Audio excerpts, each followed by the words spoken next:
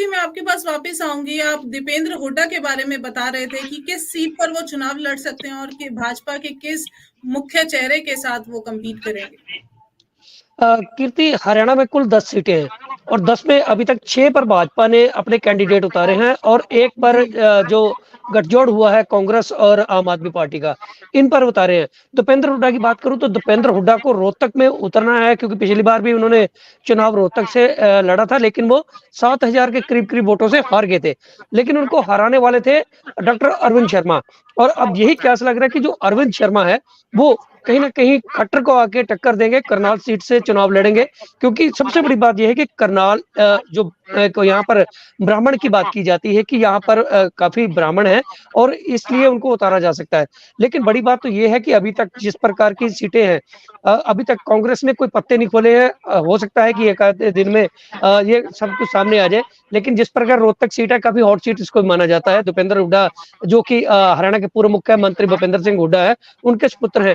तो ऐसे में वो उनको लेकर उनकी खुद की दावेदारी तो है ही, लेकिन उनके सामने किसको उतारा जाएगा ये बड़ा सवाल है। क्योंकि भाजपा को भी अभी तक वहां पर अभी पत्ते नहीं खोले हैं कि आखिर किसको वहां पर उतारा जाए, क्योंकि हॉट सीट है। और दूसरी तरफ बात करता हूं मैं सिरसा की। सिरसा से भाजपा ने डॉक्टर अशोक तंवर को टिकट दी है और अशोक तंवर हाल ही में लगभग 50 दिन का माना जाए कि इनको 50 दिन पहले इन्होंने भाजपा ज्वाइन की थी और अब इनको टिकट दे दी। लेकिन यहाँ पर भी जी। जो सुनीता दुग्गल थी, ये पहले सांसद रह चुकी हैं। तो ऐसे में नया चेहरा जरूर उतारा है। हालांकि अशोक तंवर का कांग्रेस में प्रभाव था, लेकिन उसके बाद आम आदमी में चले गए, लेकिन अब बीजेपी में। तो ऐसे में कहीं ना कहीं इनकी बात की जाए तो जो जब चुनाव आते हैं तो कहीं ना कहीं जिसको टिकट मिलती है वो चुनाव लड़ता है, लेकिन जो उसके साथी होते हैं, जो टिकट के चाहवान होते हैं, वो कहीं ना कहीं कन्नी जरूर काटते हैं। तो इन चीजों को लेकर अब विचार विमर्श भी होगा, जो रूठे हैं उनको बनाया भी जाएगा। इन्हीं को देखते हुए कांग्रेस ने पत्ते इसलिए नहीं खोले क्योंकि वो हर जगह पर अच्छा कैंडिडेट उतारना चाहती है। क्योंकि भाजपा ने 6 उतार दिए, अम्बाला में उतार दिया, कुरुक्षेत्र में भी अभी उतारना बाकी है, करनाल में उतार दिया। तो ये देखने वाली बात होगी कि कहां कहां पर कौन कौन सा मजबूत चेहरा है। अगर कांग्रेस उतारती है तो उसके आगे किसको उतारना है। भिवानी में अगर बात की जाए तो धर्मवीर को लगातार तीसरी बार उतारा गया है। श्रुति चौधरी वहां से चुनाव जीती हुई है, अब फिर से वो टक्कर देने की बात कर रहे हैं। तो ऐसे में कांग्रेस वेट कर रही है कि भाजपा जो बची हुई 4 सीटें हैं उन पर कैंडिडेट उतारे और तभी नाम अनाउंस कर दी जाए। जी कीर्ति।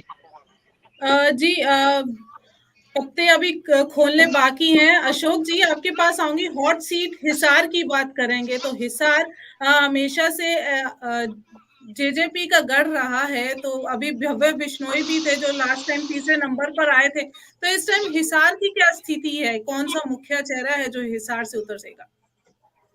देखिए, हिसार की बात की जाए तो कहीं न कहीं जननायक जनता पार्टी के जो हरियाणा प्रदेश में उप मुख्यमंत्री रहे दुष्यंत चौटाला, वो बार-बार डिमांड कर रहे हैं कि हमें हिसार सीट मिलनी चाहिए।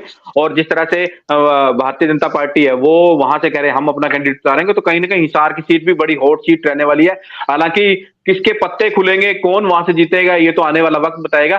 कहीं न कहीं जिस तरह हिसार की बात की है, जो उद्योग नगरी है और वहां से जिस तरह से बात की जाए सुभाष चंद्रा, वो भी अपना दांव पत्ता खेल सकते हैं, क्योंकि पहले राज्यसभा के सांसद भी रहे हैं और भारतीय जनता पार्टी से रहे हैं, तो उनपे भी दांव खेल सकती है भारतीय जनता पार्टी। और जिस तरह से लगातार बात की जा रही है कि जिंदल परिवार का जो गढ़ है हिसार में है, नवीन जिंदल का उद्योग है काफी बड़ा, तो उनकी जो माता है उन पर भी दांव खेल सकते हैं। वहीं ना कहीं भव्य बिश्नोई, जो कुलदीप बिश्नोई के बेटे हैं, वो अड़े हुए हैं। तो कहीं ना कहीं हिसार सीट पर अभी पत्ते नहीं खोले हैं। जिस तरह से हिसार की बात की जाए, हिसार में जिस तरह से भारतीय जनता पार्टी पूरी तरह से चाहती है कि वो सीट हमारे खाते में हो, मगर जननायक जनता पार्टी, हालांकि दोनों का गठबंधन था, गठबंधन टूट गया है। और अब यहां से हिसार सीट से कौन जीतेगा, ये आने वाले वक्त ही बताएगा। जी, अमन, मैं आपके पास